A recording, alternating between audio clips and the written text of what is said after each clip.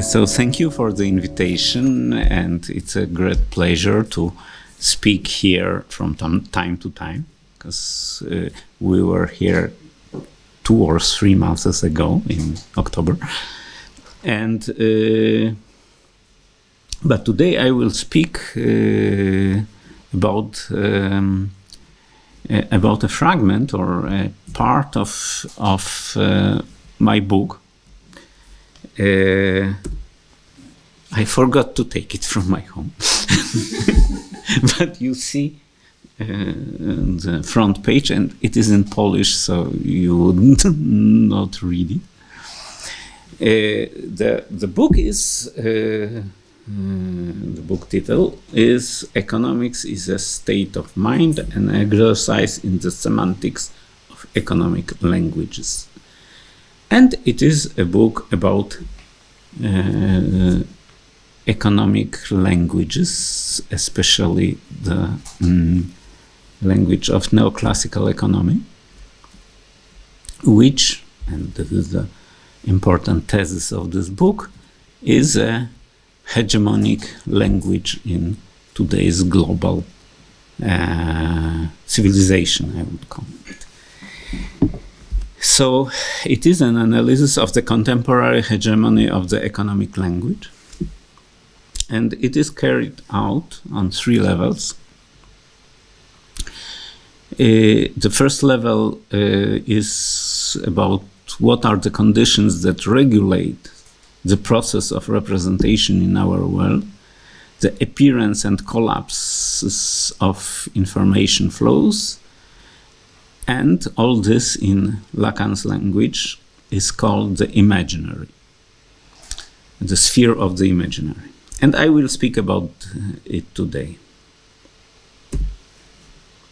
The second level of this book is the question how the monetary sign is constructed, what makes it different to the linguistic sign, how the specificity of the financial symbol strengthens the hegemony of the language of economics in the modern world. And this is in Lacanian system, the level of the symbolic. And the third level, it is how it appears as a major medium of economical, political, and ethical relations. And this is what I call the real. But about these 2 levels, I will not speak today. And I put the symbol of these 3 spheres, the Borromean knot, which is a typical Lacanian symbol. Nobody understands what does it mean. But I have my own theory. And my own theory is that the important thing in this symbol is that each sphere has its autonomy, but something which happens in one sphere has a correspondence in other sphere.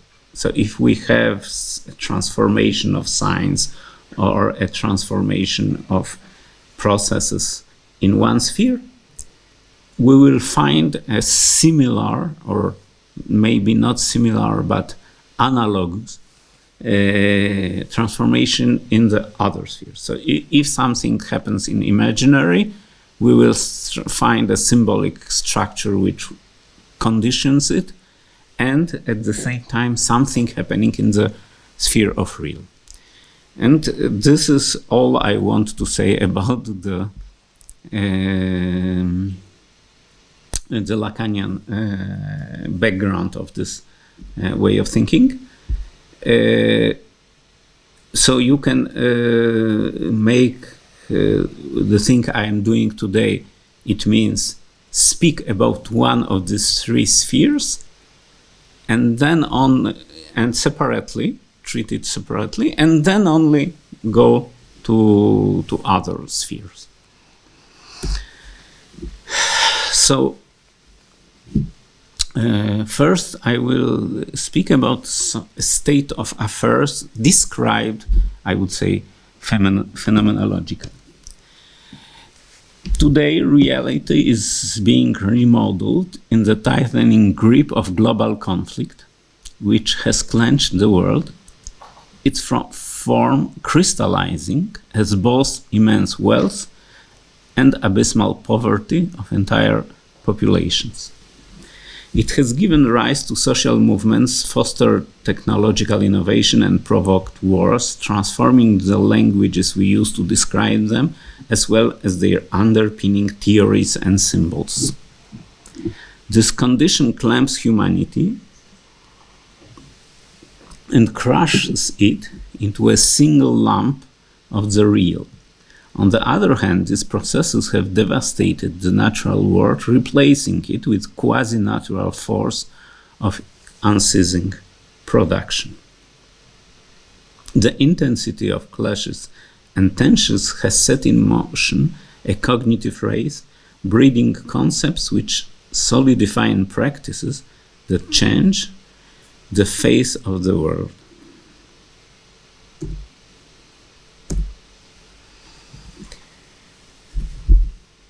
Since the late 18th century, the defining conflict has simmered in the global north, then called the West, crystallizing as the struggle between owners and workers.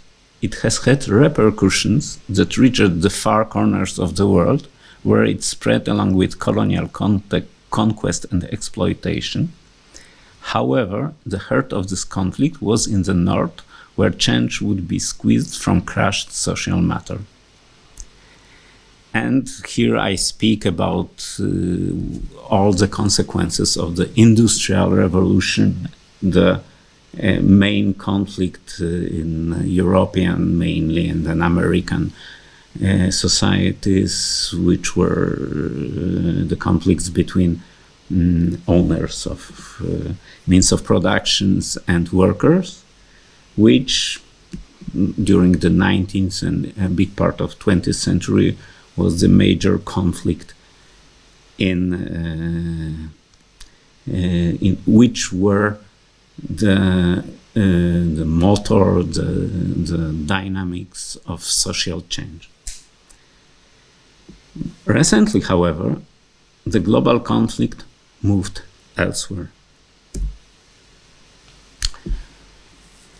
Indeed, the main reason behind the relocation of the global conflict has been the outsourcing of production from the West to other world regions. Due to its scaled and planetary reach, the invisible barrier separating work and production from ownership and consumption has brought about irreversible consequences.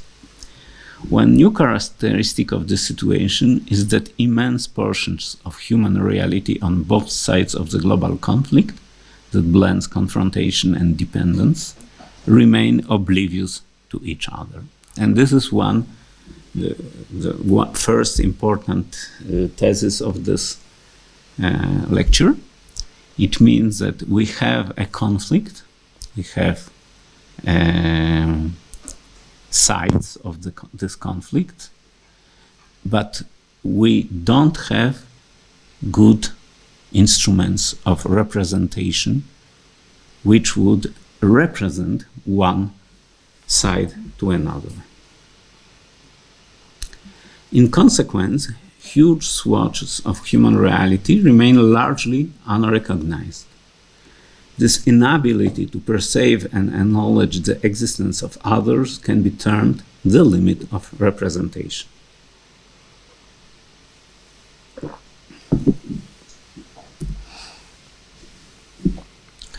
And now I will speak about some characteristics of representation of conflicts.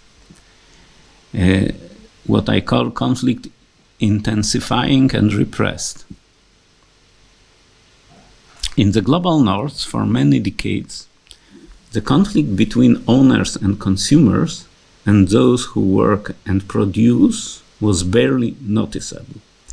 Not the conflict of 19th century and beginning of 20th century, but the conflict of those who work and produce in global south and the owners and consumers in global north. This conflict was barely noticeable.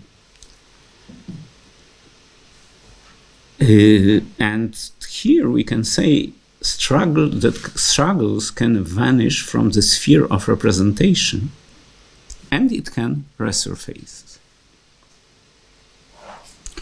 So when the struggle or conflict escalate, the enemy becomes a notable element in the field of view.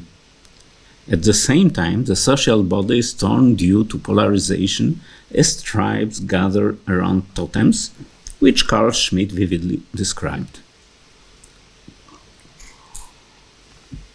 If I understand well, it was the case of USA after 9/11, when the war on terrorism was declared. The enemy was a very strong representation, the Islamic terrorism, and it mobilized a big part of American society against this enemy. We can say that, for example, what's happening in Poland now is quite similar. It means that we have a strong polarization, two totems, and a very strong vision of the enemy. However, I want to emphasize that when conflicts wane and are cast out of social thought, harmony is not automatically restored. And this is against this liberal vision that we should have a harmonious and technocratic society where conflicts are mainly the conflicts of competence or such kind of things. As awareness of current struggles diminishes, social existence is impoverished and thought is fogged with rigid structures of ideological or symbolic hegemony. And here I think, for example, for Poland, there is a very good example, the Sarmat culture of late Poland between 17th and 20th century. Absolutely hegemonious, with deep social conflict and exploitation, completely repressed, because peasants, serfs, didn't have their figure, language, imaginary, symbolic expression. The only culture possible was the culture of the nobility, which had catastrophic consequences. And another example is the hegemony of neoliberal and neoclassic economy in the late 20th century, with no discussion. It is a science economy, so you will not tell us that we should not make state, for example, cheap. And this hegemony was so strong that any kind of critical political economy was really ghettoized. We know that Marxism was ghettoized in this period, and for example, post-structuralist critique never had anything to do with political economy. And in this kind of situation, regressive processes appear.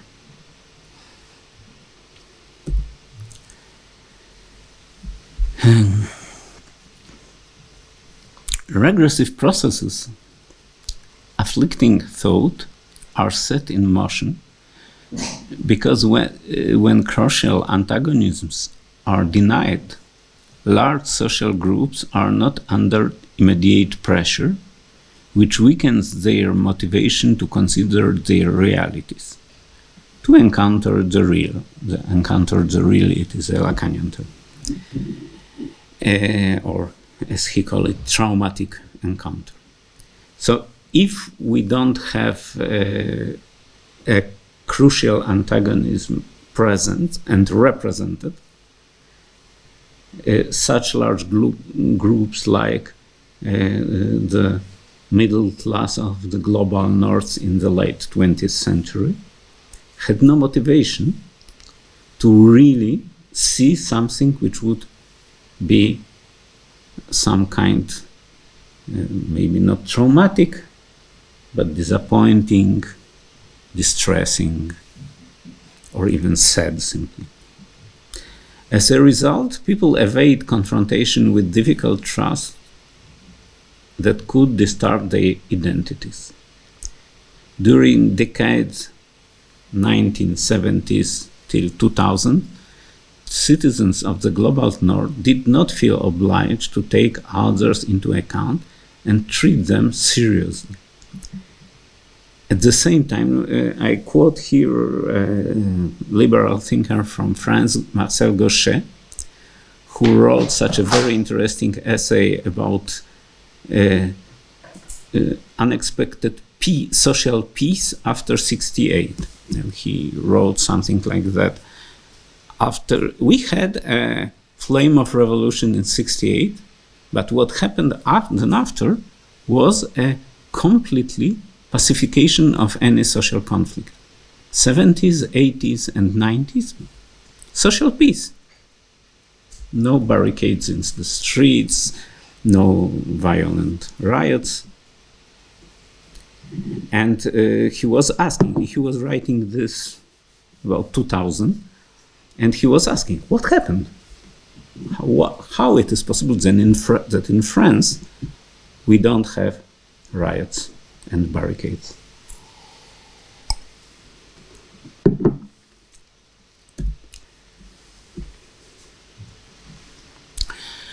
My presentation, however, doesn't attempt only to demonstrate that the failure to recognize real conflicts and bring them to representation is the chief reason behind the regression of ways in which we understand and describe today's reality.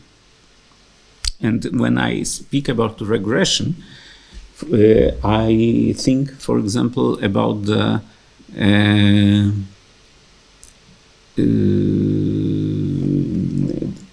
flourishing conspiracy theories, for example. It is a typical regressive way to construct the representations when we have hate against elites, which expresses itself in the theory of reptilians or in the theory of great, how do you call it in English? Wielkie zastąpienie. When the theory that elites are wanting to change white population into immigrants. Great replacement. And in this sense, these theories express true emotions and true feelings and true social situation, but they use regressive mechanisms to express them or represent them. But crucially, and this is the subject of this presentation, these shortcomings of representing the two sides of global conflict was the condition of language of economics becoming the basic idiom that determines the mutual representation of communities that are otherwise mutually blind. So the only persons who had any knowledge about what's happening, for example, in China or in India, were economists in their towers, which were analyzing the flows of numbers and seeing, for example, in China, the production of rare minerals is growing. And they knew that China will develop the green energy. They knew because they knew. And at the same time, they had the vision of, for example, the prices of cuprum in Chile and in Poland. And in this sense, they knew that, for example, the production of electronic devices will grow or not grow. In this sense, the only language representing the global ties has become the language of economy. The language of economy has become the principal medium of representation for societies, I would say, not even communities, separated by great distances and despite the fact that they are deeply interconnected, unable to recognize each other's existence.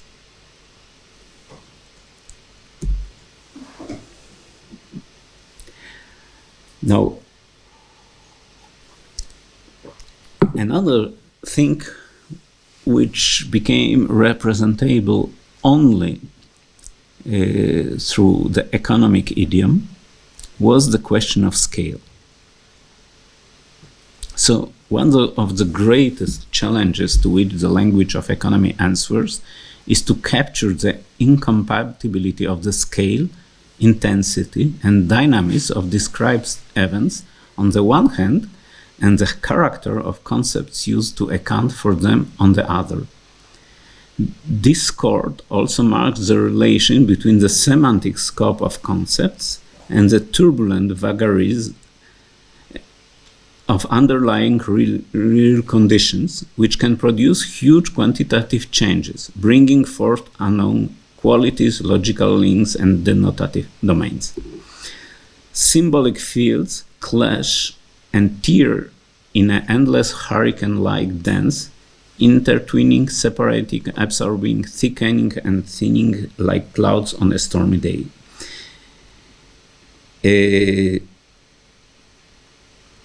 However, signifiers, the signs and symbols meant to represent them, do not keep pace with these changes. They are caught in a web of structural dependencies, where the dislocation of one element affects all others, which in turn resist being perturbed, at least due to a certain inertia. And I will stop there about this subject. I don't want to go deeper. I wrote, I won't stop there. It was my unconsciousness who dictated this this way. I will stop there. I don't want to go in this. I will bring only an example what I mean, because I know that it is not so clear. I mean, for example, financialization.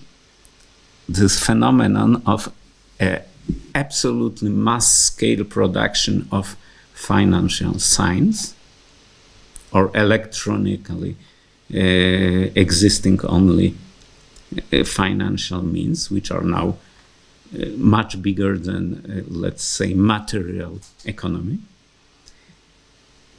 which produce an effect of scale which is hardly describable with traditional natural languages describing economic effects. And there is a very interesting book of Giovanni Arrighi about financialization. He has its own understanding of it, but his way of understanding it cannot explain the financialization of the end of 20th century, beginning of the 21st century. You need another instruments, linguistic instruments, to explain, for example, the scale of financialization which we are living today. But I am coming back from the question of the scale to general question of representation. So, as well known, the language of economics averages global interdependencies and reduces them to homogenized symbols and numbers. Importantly, however, signs and symbols that have economic precision are too abstract for the mass imagination. As signifiers, and I speak about signifiers again in Lacanian sense, they can never become sovereign. Signifiant maître, this is the Lacanian term, it means that this kind of signifiers, of signs, to make it simpler, which are organizing our imaginaries. So economic signifiers cannot become master signifiers, which would drive decision about the social aspirations and indicate desired courses of action. And I mean here that, for example, and again, I will use a Polish example. Economically, we can describe the deep and positive influence, or mainly positive influence, of the ties which are connecting Polish and German economy. Polish exports a lot to Germany, imports less, but a lot from Germany, and all this stuff. It doesn't have a very strong influence on Polish imaginary. In Polish imaginary, Germans are SS, Waffen-SS destroying Warsaw. And you cannot discuss with this. This is the master signifier of Polish imaginary. And you can mobilize politically people, and it's happening now, with the master signifier Warsaw Uprising, Waffen-SS, killing people. You cannot mobilize people politically with the signifier a very good terms of trade with Germany. And with numbers which are showing this. In this sense, economical symbols are not becoming symbols which can veiculate any kind of ethical or political mobilization. These matters are still settled on the basis of traditional imaginaries, which were historically formed within the boundaries of specific ecumens. Ecumens I call cultural spheres, geographical spheres. Imaginative domains delimited by the heritage of past experiences.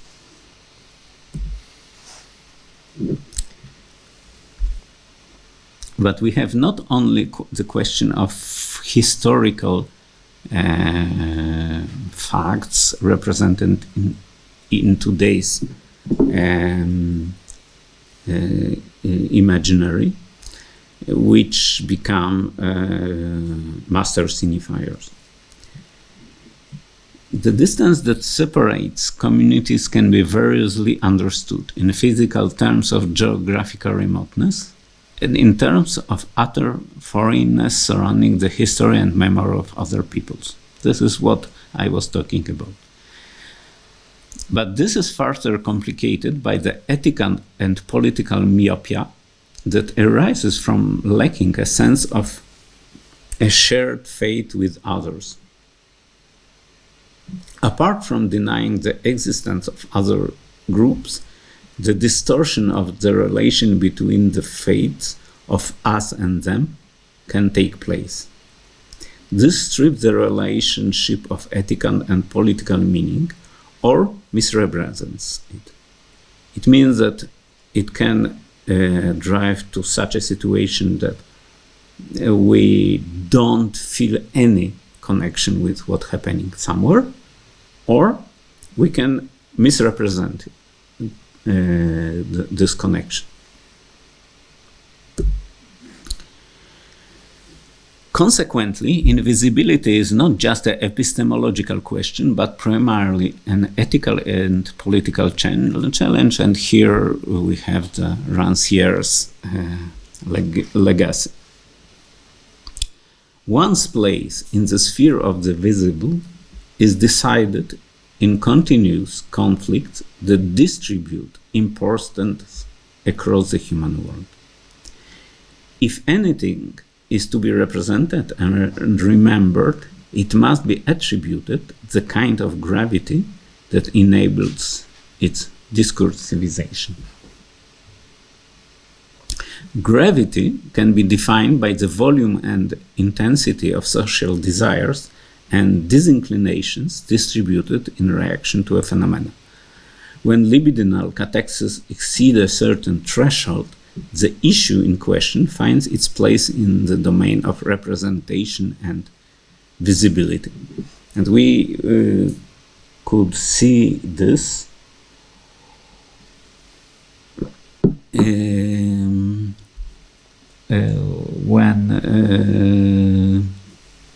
the fate of Palestinians was not so important for Europeans and Americans for long decennies. Things were happening, nothing, no reaction. Something happened after the war in Gaza that it became visible, strongly visible. It became a symbol of something. We can discuss what. But for example, the Sudanese conflict, more or less similarly bloody conflict, is invisible in practice. Nobody cares what's happening in Sudan. In this sense, you have to have a investment, as it is called in psychoanalysis, or catexia, to make a representation visible. And today it is very easy to see what is represented and what is not represented, because the global information networks from TikTok, Twitter, and Instagram to Wikipedia and the Stanford Encyclopedia of Philosophy are the place when all this represented find place. Klikalność, clickbites.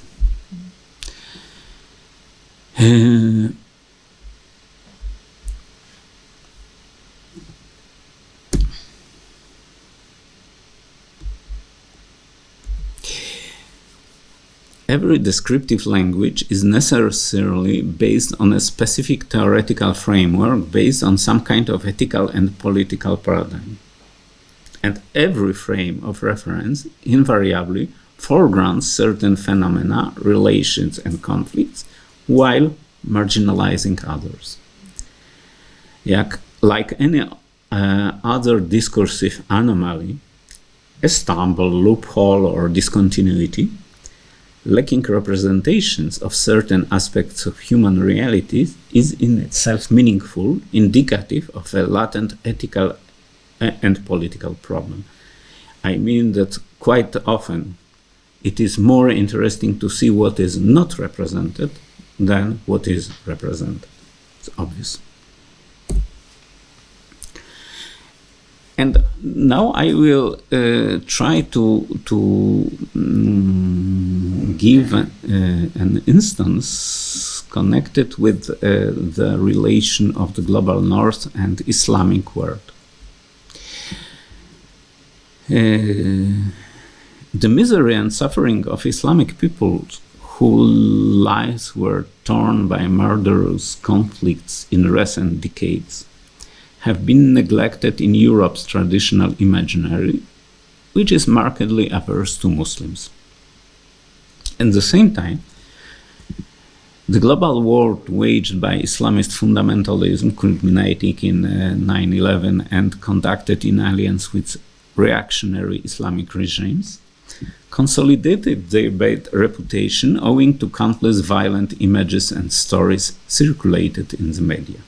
So the representation of this part of the relation was very strong. However, the condition of the Arab world is not in any way tied with the fact that cheap energy derived from oil or uranium remains the foundation of Western prosperity and unlimited consumption. And if I say is not in any way tied, I am not speaking about economical analysis or political economical analysis or academic critiques, or even some leftist activists which are saying this. I am speaking about a general circulation of images and sentences, I would say.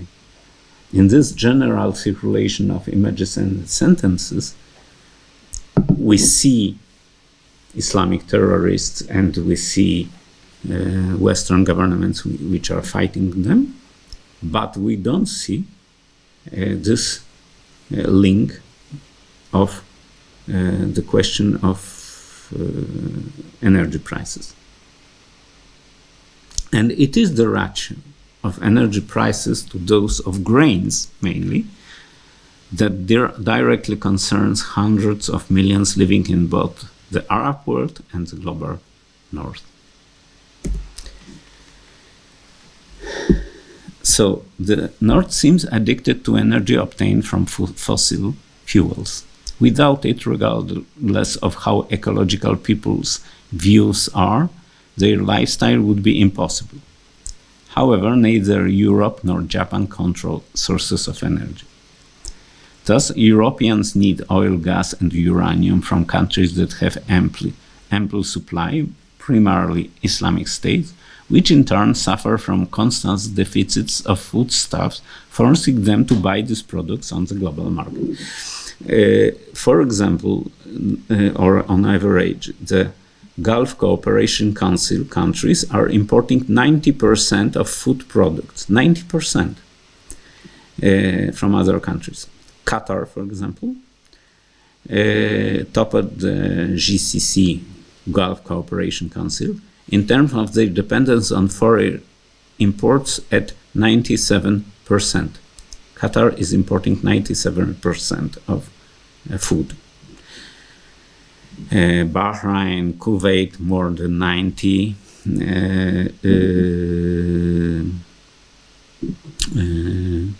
And Saudi Arabia, 80%.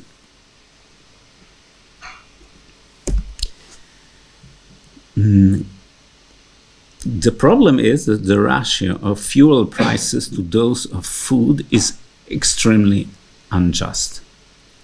Basically, people pay a meager slice of bread for a full barrel of oil, averting their eyes to avoid seeing the despair this exchange has brought to millions. And what was funny, that this poetic metaphor actually proved accurate. If the cost of extracting 1 barrel of Arab oil amounts, I am speaking about 2020, to more or less $10, and 1 barrel holds 160 liters, then a 10-liter canister costs about 60 cents. In Saudi Arabia, a half-kilo loaf of bread costs about 78 cents. I am speaking about 2020. I don't know how it is now. While in United Arab Emirates, $1.25. So, in matter of fact, it is true. We give a small slice of bread, we get 1 canister of fuel. And everyone in the global north is consuming oil and paying with this small slice of bread, both the affluent and the poor. This neocolonial mechanism still works very well, perhaps even more so now that China has joined it. So Martin Kaparos, who wrote a book about hunger, asked how it is possible that we all partake in this. Most people in the global north would argue that fuel is actually very expensive, while profits from the extraction of natural resources in Africa or the Arabian Peninsula are reaped by oil and energy companies, their shareholders and local oligarchs such as Saudi dynasty. Right-wing libertarians would immediately add that governments also profit from this trade by imposing taxes on fuels. However, I would nevertheless argue that citizens of the global north buy their energy relatively cheap. In the face of climate change and the collapse of the idea of unlimited growth, this does not sound particularly original. Indeed, profits made by shareholders are excessive, while oligarchs enjoy stunning lavish luxury. But this should not obscure the fact that overall, the lifestyle of citizens in the global north is very energy costly. I analyze the energetical cost of an average Dane from Denmark, which is going on his bicycle and living ecologically and all this stuff. And it is 20 or 30 times more energetically expensive than the life of typical citizen of Bangladesh. In this matter, in the global north, catexes are distributed by one of the two imaginaries. That of the traditional left, which opposes greedy oil companies and patriarchal directors, or that of the populist right, which accuses the government, state bureaucracy, and the elite of tax-based fraud committed against ordinary people. What we forget, however, is that everyone in the North partakes in exploiting societies that export fossil fuels, chiefly due to the general level of prosperity enabled by government and business, as strange as this may sound to leftist ears. In economics, this mechanism is called the Balassa-Samuelson effect. The mechanism which says that the more central economies, from the fact that they are more central and producing in a more central way, give better conditions to all citizens. Further, a latent sense of guilt may surface as virulent accusations against other culpable ones. Although some of these charges may be right, they have been clearly formulated in bad faith.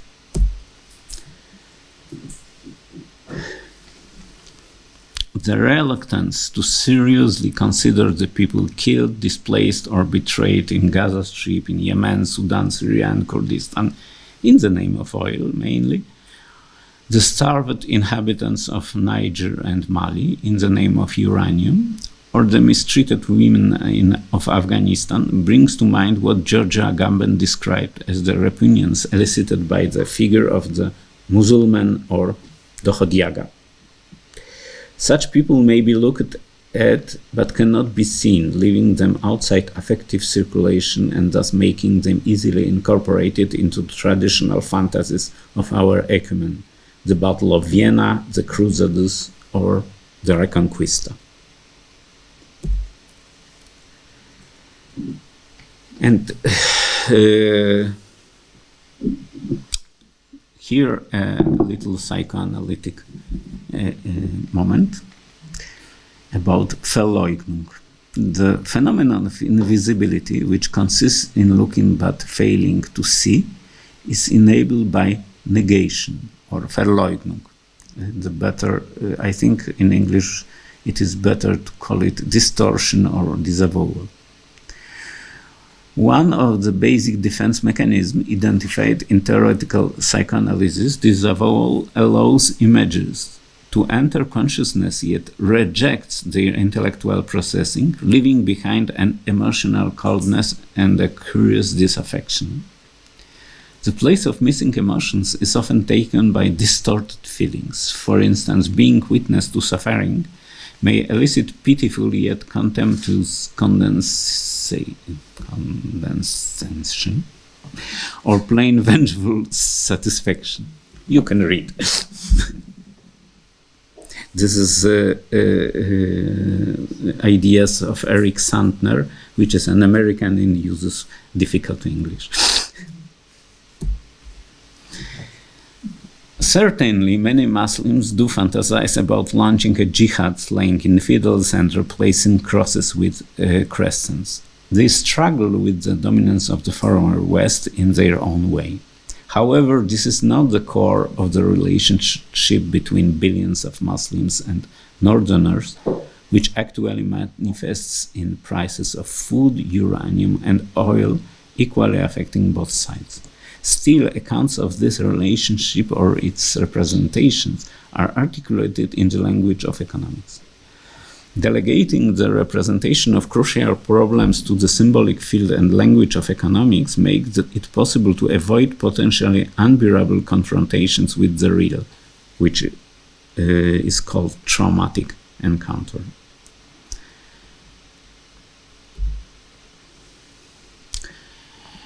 And to the end, I will make once more digression about the Verleugnung and perversion. Negation or disavowal or Verleugnung lies at the foundation of the perverse subjective structure.